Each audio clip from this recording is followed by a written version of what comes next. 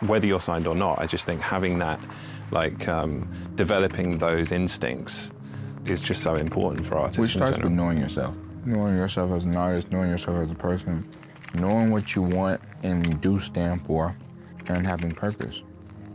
Well, you gotta figure out who you are, because without an identity, you won't have a clear goal. If you love it, if you love yourself, you're showing love to it, showing love to people around you, I think you're gonna be okay.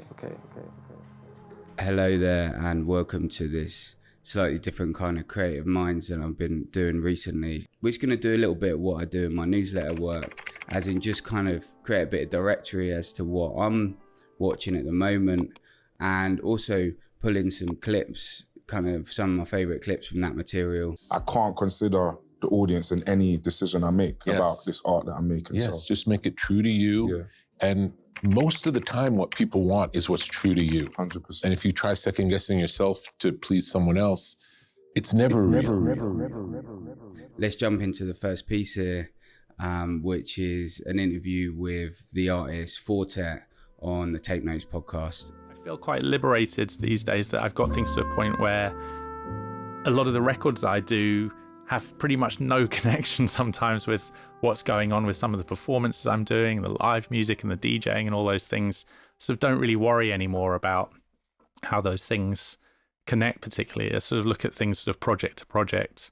I'm very lucky, and the audience I've got can understand that I'm going to put out an album of one sort of music, and then I'm going to go and DJ somewhere and play something completely different. I seem to be fortunate enough to be able to do that without people being totally and utterly confused all the time. So I just sort of do my thing and let people sort of try and navigate it. So I'd really recommend this Forte interview, and I picked out the little sample that I'm putting here because it's where he discusses a theme that I've covered quite a lot through my own work on this channel, kind of how as an artist or creative of any sort, the job of the media and industry, or maybe even your smaller audience, is always going to be to try and put labels on your work or categorize you in certain ways. You know, you can hear that when people listen to music or look at art or whatever. It's not always negative, but they're often trying to go, oh, what is this like? What kind of word can I attach to this in order to kind of put it in a box in my head? Fortet really describes how he's got to a place with his work and his career where the category is kind of him. When the expectation around his work is that it's going to have his input into it, and not necessarily that it's going to be a certain type of genre, a certain type of music or expression. I don't feel a huge rush to explain everything.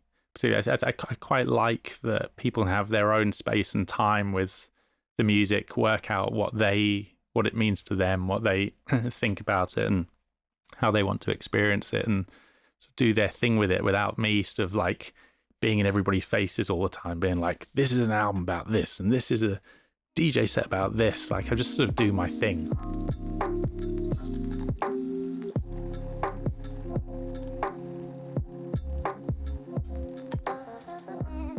From your perspective, though, what would you tell an up-and-coming musician who's looking to, quote-unquote, make it in the industry? Like, what kind of advice? Well, you gotta figure out who you are, because without an identity, you won't have a clear goal.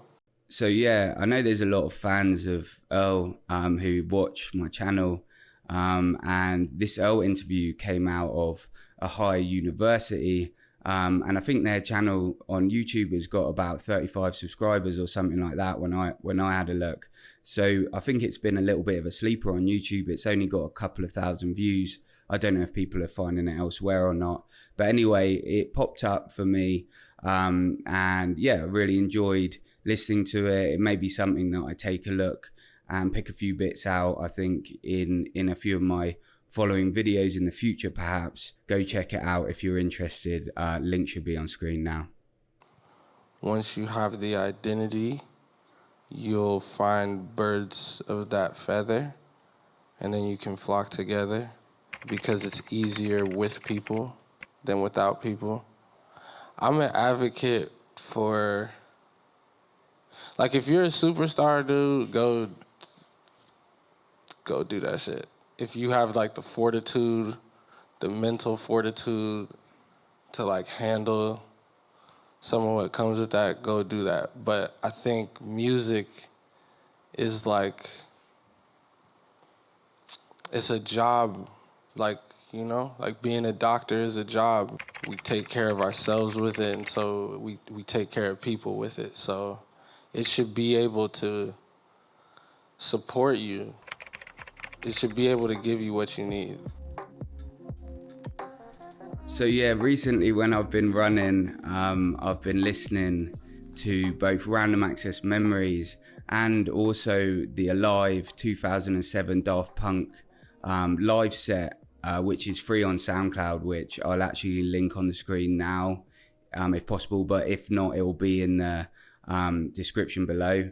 There's quite a lot on the Daft Punk YouTube around their creative process, and there's this whole playlist which is called Memory Tapes, which is celebrating the 10th anniversary of Random Access Memories, and there's videos about each of a lot of the major collaborations that they did on that album. The one that I've just sampled here is with the pianist and performer Chili Gonzalez. For anyone who watches the channel, they might know that I like to play piano myself, and Chili Gonzalez is someone who, some of his music I really quite like, so that's why I chose this one. Je suis l'ombre sur la mesure, le violent poison à l'écart de tout soupçon. Dans ce sombre récit dont personne se méfiera, il s'agira de sang sur les murs au crépuscule d'une bavure. Je murmure à la What's up, man? How you feeling, man? I'm feeling good. Honor, pleasure. Same. Honor to meet you, man. Big honor. God bless. What's going on? What's going on? I'm trying to keep it cool right now, but It's all good. It's all good. Easy. Yeah, Easy. cool. We can take a few breaths together. yeah, please. It's all good. Okay, let's do 3 big breaths. Oh, yeah. All right, cool.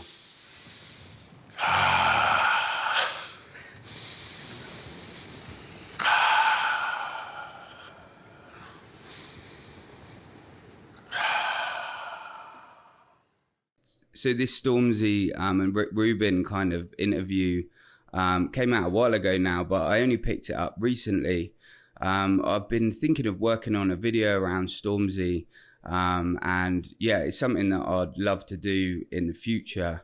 I'm going to be linking the video on screen now, and if you want to jump out, that's all good with me. If people are clicking through the links on this video and going and checking out the other material, then in all honesty, that's good. I see that as my job done.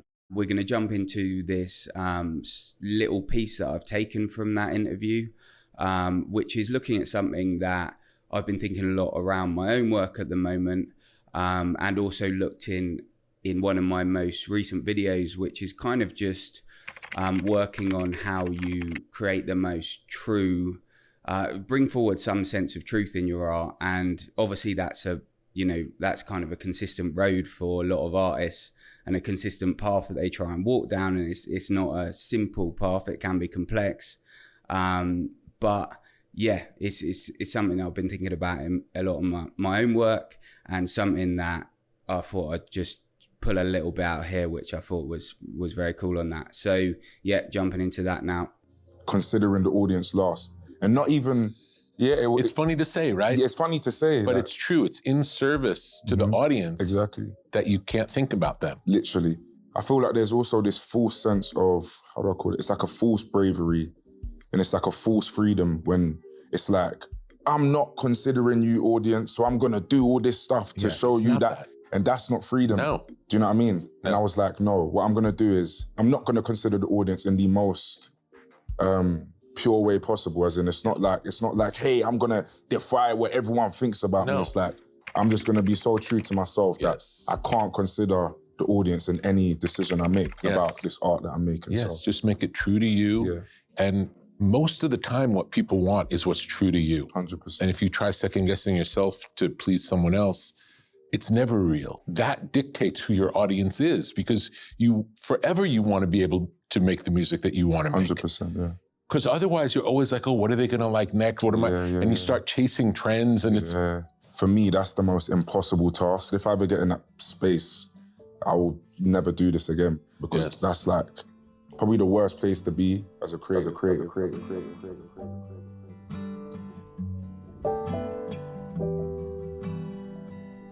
As much as Happier Than Ever was coming from this place of like, we're so good, we can, you know, this sounds so good, we are so good. Yeah. It was also, at least for me, like not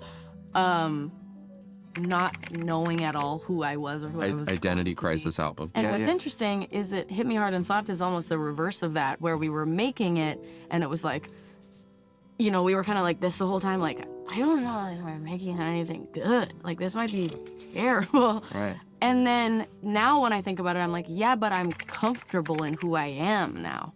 And I feel like I know who I am now. So yeah, pulling into the penultimate video now, we're just looking at a piece here from the Billie Eilish and Phineas interview, where they kind of talk about getting over the pressure of like how they got over the pressure of making another album, which is obviously going to be huge. I actually made a video probably about a year ago now, if I'm remembering rightly, about Billie Eilish. I think it was probably a bit more actually, but this is, and I was on the search for interviews like this. Her and Phineas's collaboration is obviously quite a unique one, and they speak about it really clearly. Jumping into that now, and then we'll get onto the James Blake and Lil Yachty interview just after. I think that this album is like the biggest example of, or not example, but I think this is like the most me thing that I've ever made. And I think that it's so purely me and not any sort of character, really. Which was hard to do. Mm-hmm. We were brutal the whole year we were making this. Oh my God. About like drilling deeper into the essence of like, who are you as a person? Just second guessing it. Enough people don't try in this world. Genuinely, and that's not even just musicians, just in life. People are so content and stagnant and are scared, afraid of risk that they don't try, never act on. You know, we need more active people, more active dreamers, more active, just independent thinkers who want to do something because it is solely what they believe in. Okay, so I wanted to end on a strong one here, and that's this James Blake and Lil Yachty interview, where, you know, you got to kind of love this, and I really would say if you're looking for something quite inspirational to go and watch, I would recommend clicking over to this one. It's a collaboration in terms of the interview where you get this kind of pure confidence and quite iconic kind of the way he speaks. It's quite iconic in a way, isn't it, Lil Yachty? And then you've got the James Blake side, his take on the music industry. This was interesting for me. I recently, after kind of trying to battle myself on it a bit, I recently gave up my own Spotify Premium, which is kind of hurting a little bit because it is an offer that is amazing, isn't it? And it is too good to be true, I think, that Spotify Premium offer. And that's not just a cuss Spotify, but it's something that I've heard him speak about. Just before we jump in, I wanted to drop a little Easter egg here, which is, would you call it an Easter egg? Doesn't really matter. It's the James Blake. It's a song of James Blake's and a video of James Blake.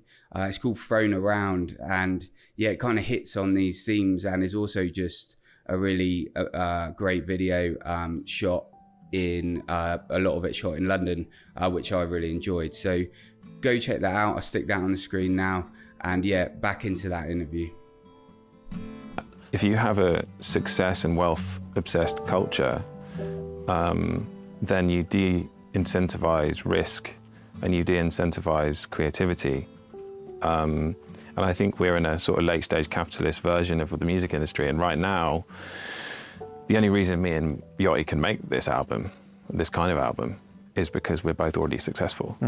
If we weren't, Absolutely. then this would be a huge risk. And probably both of us would be like, let's postpone this until we like put our pop record out or whatever. Absolutely. And so in order to get people to listen to you, you've kind of got to join the ranks, essentially. One of my biggest issues with it is that the format limits creativity. And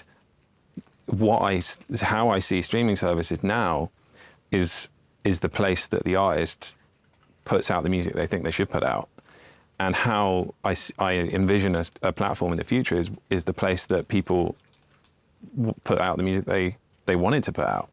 Okay, I hope some people enjoyed that, and drop a like if you want kind of more stuff like this. And I hope a lot of people maybe started watching and now they're somewhere else on the internet enjoying one of the artist interviews. What more can I say? Hope you enjoyed it. Drop a like if you did, just to let YouTube know.